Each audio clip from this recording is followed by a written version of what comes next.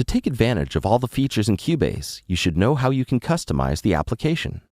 As you watch these tutorials, you may see options in these videos that you don't see in your Cubase program. Learning how to customize will reveal these features. Open the example project number 10, Customizing. Before we get started, I want to mention the Show Tips preference found under the General submenu.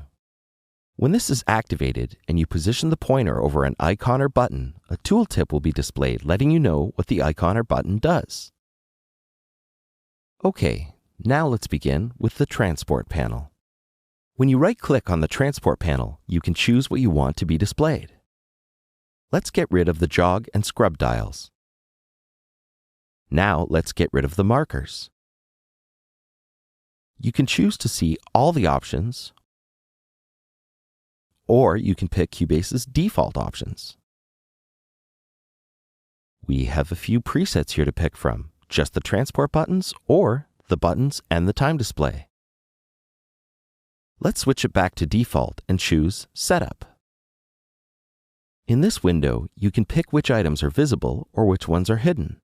Let's hide the record mode by moving over to the Hidden Items column. You can make the arranger visible by adding it over to the Visible Items column. If we don't like the arranger where it is, we can move it around by pressing the Move Up or Move Down buttons. If we want to store this as a preset, press the Disk button and name your preset. You can also delete the preset with this button here. Click OK, and now let's see where our preset is. Right above the Setup button, below Cubase's presets, are the presets we've made up. We've only got one in there right now, but as you add more, the list will grow. Now let's look at customizing the project page.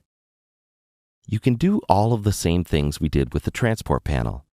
We can right-click on this top bar here and select the options we want to view. There are also some options and presets and a setup window.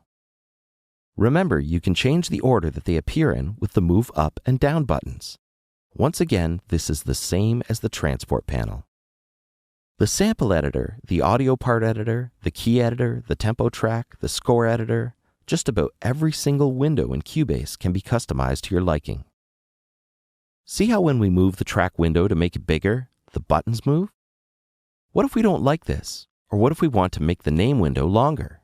This can be changed by right-clicking on a track and selecting Track Control Settings. At the top, you can pick what type of track you want to change. You can change their options and remove some from the list so you don't see them.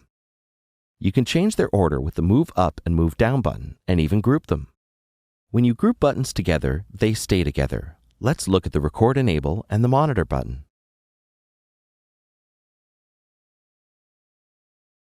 When I move the window, these two buttons stay together.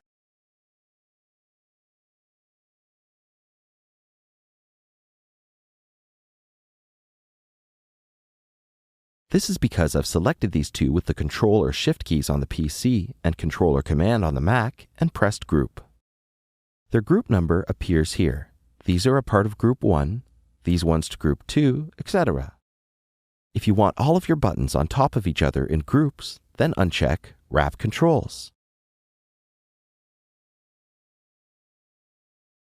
The controls stay in the position they are in with their group settings.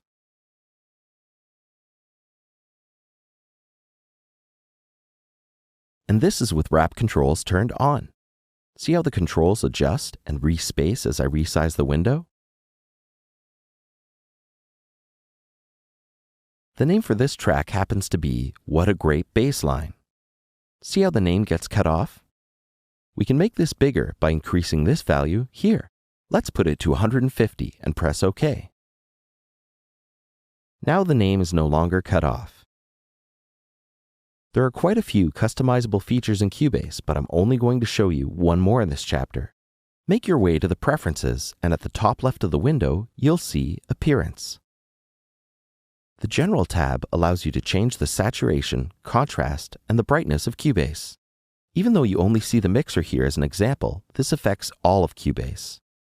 The Meters tab allows you to change the visual appearance of the volume meters in the mixer. You can change it so that as the volume gets higher, it will turn red sooner, or change it to another color. You can press the Defaults button to get it back to the default Cubase values. The last one, Work Area, lets you change the various background places that you work in Cubase. The first section deals with the project window. You can change the work area brightness. That's this color here. See what happens when I press Apply. The cycle intensity is the shaded area of the cycle. See how this color changes? The horizontal grid intensity affects the lines between the tracks. The vertical grid level 1 are the bars, level 2 are the beats, and level 3 are the 16th note divisions. You can do the same for the editor windows, and there are 2 extra options for the key editor and the drum editor. In the key editor, the black keys of the piano roll can be changed so that you can draw your notes in with more accuracy. In the drum editor, the active drum lane can be made more visible by increasing its intensity. The drum editor will be discussed in more detail in level 2 of this tutorial series. And that's a brief look at the incredible customizing power we have in Cubase.